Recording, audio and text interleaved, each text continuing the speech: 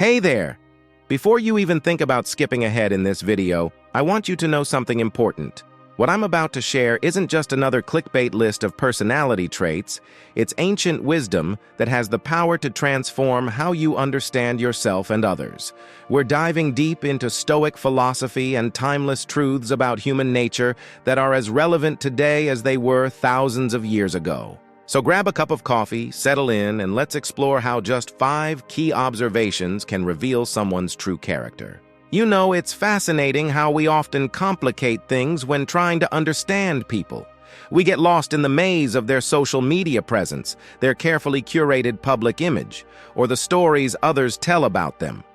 But what if I told you that the ancient Stoics, some of the wisest philosophers who ever lived, had already figured out that character assessment doesn't need to be complicated?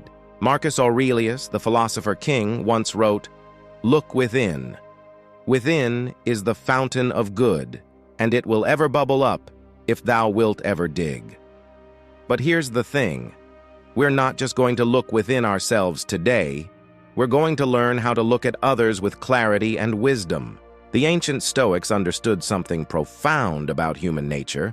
Our true character isn't revealed in grand gestures or carefully planned actions. Instead, it shows itself in the small, unconscious moments when we think no one is watching. As Epictetus wisely noted, people are not disturbed by things, but by the view they take of them.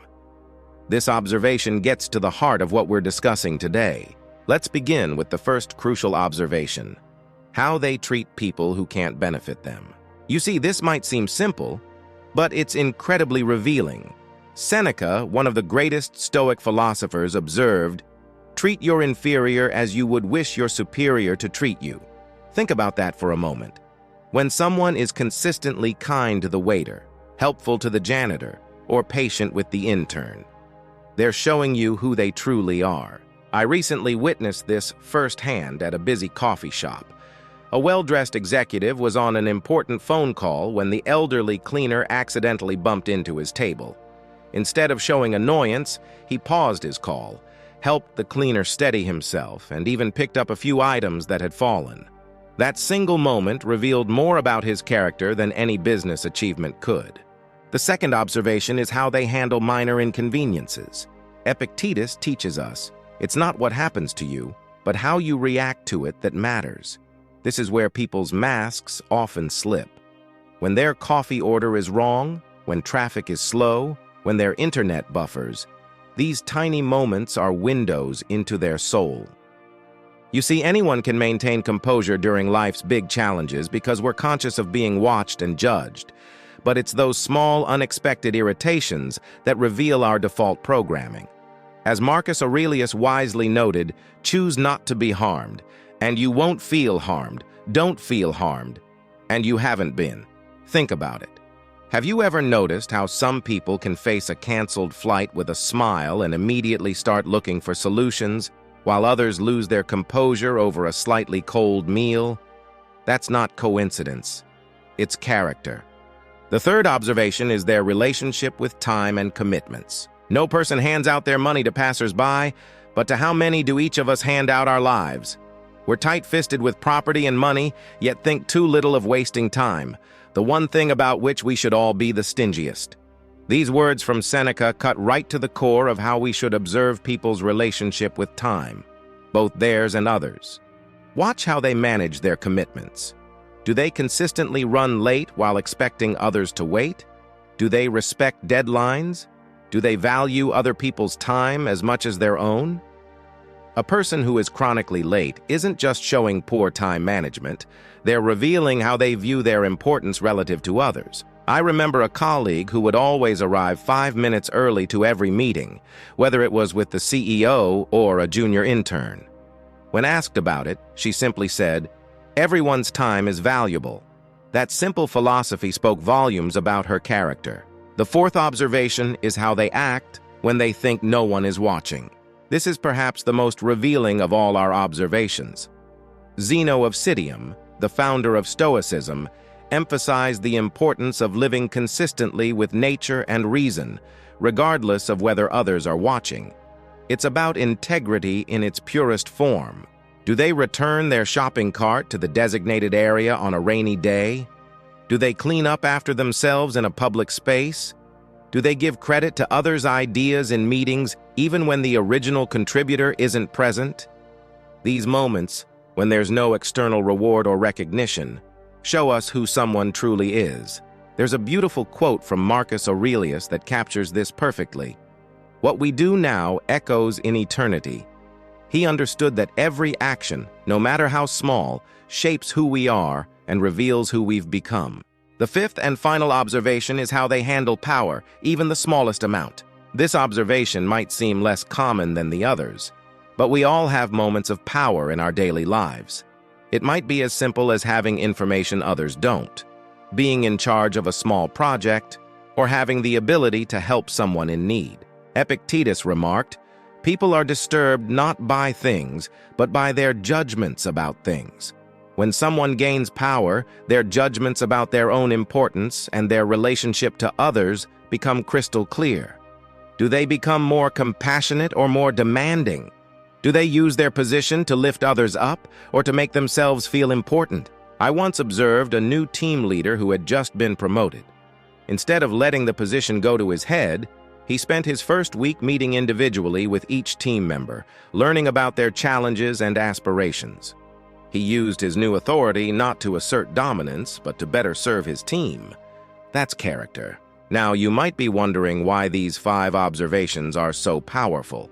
It's because they catch people in their most authentic moments. As Seneca wisely noted, the true test of a person's character is power. But not just the obvious power of high positions. It's the small powers we all possess and exercise daily. These observations work because they're based on patterns rather than isolated incidents. Anyone can have a bad day or a moment of weakness. That's not what we're looking for. We're looking for consistent behaviors that reveal underlying character traits. Moreover, these observations are powerful because they're universal. They apply regardless of culture, social status, or circumstance. They work whether you're observing a CEO or a student, a friend or a stranger. But here's something crucial to remember. The goal of these observations isn't to judge others harshly. Remember what Marcus Aurelius taught us. When you wake up in the morning, tell yourself, "The people I deal with today will be meddling, ungrateful, arrogant, dishonest, jealous, and surly. They are like this because they can't tell good from evil. But I have seen the beauty of good and the ugliness of evil, and have recognized that the wrongdoer has a nature related to my own." This understanding should breed compassion, not contempt. We're all works in progress, striving to better ourselves. The purpose of understanding character is to help us choose our associations wisely and to work on our own character development. Speaking of self-development, these 5 observations are equally powerful when turned inward. How do you treat people who can't benefit you? How do you handle minor inconveniences? How do you manage time and commitments? How do you act when no one is watching? How do you handle power? Epictetus reminds us, if you want to improve, be content to be thought foolish and stupid.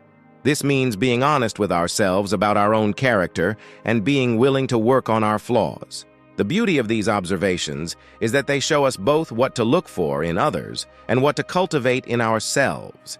They're not just diagnostic tools, they're guideposts for personal growth. Remember, character isn't something that's formed in a moment. It's built through thousands of small decisions and actions over time. As Epictetus said, no great thing is created suddenly, any more than a bunch of grapes or a fig. If you tell me that you desire a fig, I answer that there must be time. Let it first blossom, then bear fruit, then ripen.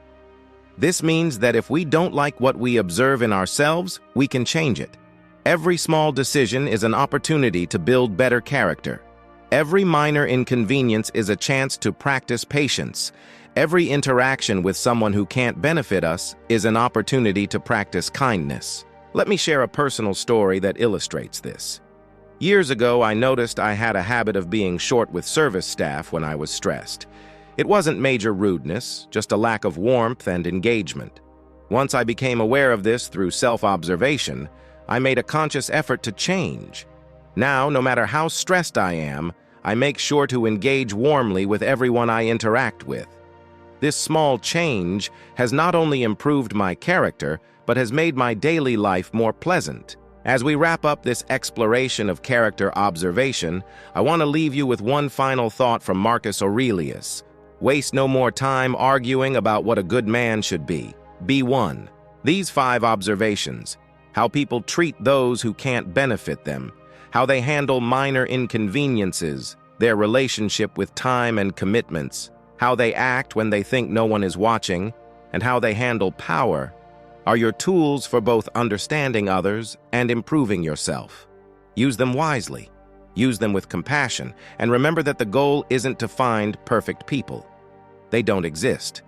The goal is to understand human nature better so we can choose our associations wisely and work on becoming better versions of ourselves. Thank you for staying with me throughout this exploration. If you found value in these insights, share them with others who might benefit.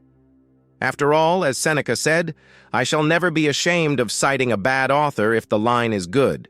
So whether you're sharing this video or these principles, focus on the value they can bring to others.